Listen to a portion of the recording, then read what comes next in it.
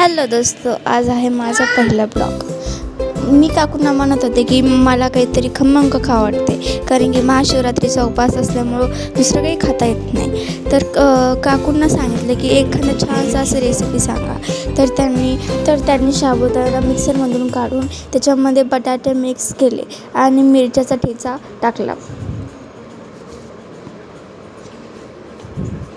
त्याला चांगलं मिक्स केलं.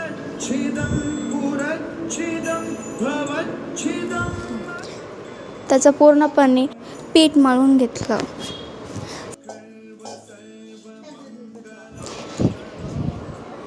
ही आहे माझी छोटी बहीण ओवी. ती बघा कशी नखरे करते. तोपर्यंत काकूंचा आटा तयार झाला. तो रेस्ट करायला ठेवला. मिक्सरच्या जारमध्ये मिरच्या आणि थोडे शेंगदाणे टाकले. तो आटा 5 मिनिट्स रेस्ट झाल्यानंतर कढईमध्ये तेल टाकले आणि जो आपण मिक्सरमधून कूट काढला होता तो त्या तेलामध्ये टाकला.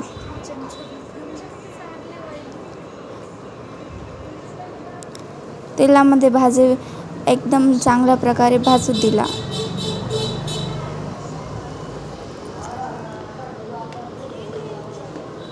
त्यानंतर थोडीशी लाल मिर्च टाकली.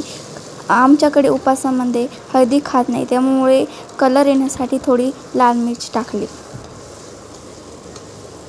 त्याला चांगलं परतून घेतलं.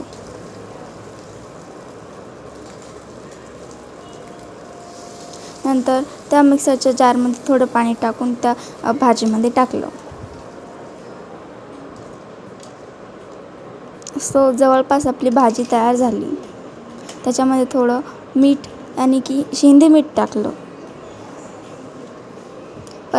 परत एकदा हलवून त्याला शिजवायला सोडून दिलं. थोडंसं दही टाकलं. हे बघा, ही मुलगी कशी मस्ती करते. हिला उपवास आहे तरी पण ही शेंगा खाती, ते पण वाटाण्याच्या. बघा या दोघांची कशी मस्ती चालू आहे. परत एका कढईमध्ये शेंगदाणे भाजले.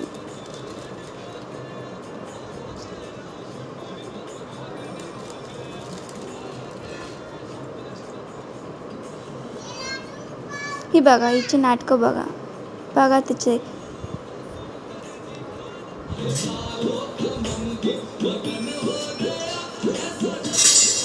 ती गाण्यावरती डान्स करते, कारण की एका साईडला मी गाणे लावलेले होते.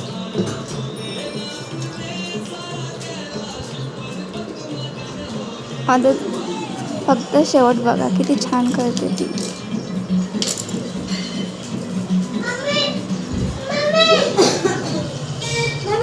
तिची स्माईल. तो शेंगदाण्याचा कूट मी काढून त्या साबुदाण्यामध्ये टाकला. थोडं मीठ टाकलं. परत कढईमध्ये तेल टाकून बटाटे टाकून मिरच्या टाकून मिक्स केलं.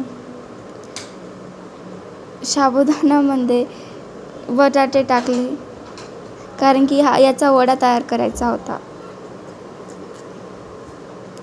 हे खायचं म्हणल्यावर तर मग प्रश्नच नाही. वड्याचे आणि हे जे साबुदाण्याचे, जे की बटाटे तळले घेतले, शेंगदाण्याचं कूट सगळं टाकलेले आणि याला साईडला ठेवू.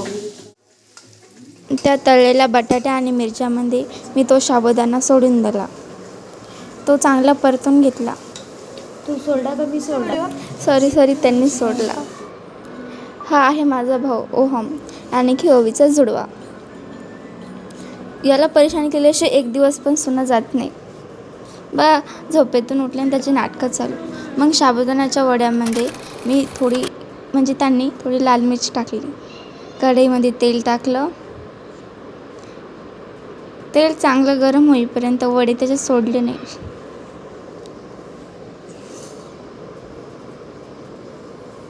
ते तेल पडतच नाही लवकर. तुझ्यासारखं स्लो येते. मग चला, त्यांनी साबुदाणा वडा खायचा आपल्याला चपवलं आणि तो साबुदाणा वडा तेलात टाकला. पहिले त्यांनी चेक केलं की तेल गरम झालं की नाही, पण तेल गरम झालं होतं म्हणून त्यांनी तो साबुदाणा त्याच्यात टाकला.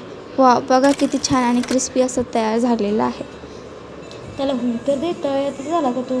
तर वडे तळून झाले होते. आता पुऱ्या तळायची बारी होती. पुऱ्याचा पूर्ण शॉट नाही घेता आला, कारण की काकूच्या डोळ्यामध्ये थोडंसं तेल उडालं होतं. याचं रिॲक्शन बघा.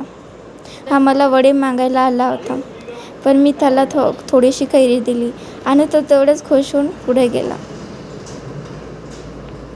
तर फायनली पूर्ण ताट तयार झालेलं आहे. तुम्ही बघू शकता की उपासाच्या दिवशी आम्ही काय काय मजा केली. आम्ही मजा नाही केली, तू खाल्लं. हा मी खाल्लो. आणि हा बघा, हा मला वडा मागतो याच्या ताटात अजूनसुद्धा. त्याला थोडाच दिला म्हणून बघा डान्स पण करतो. Please subscribe and thank you for watching my video. जय श्री राम. मिलते हैं अगले ब्लॉग में. Bye bye.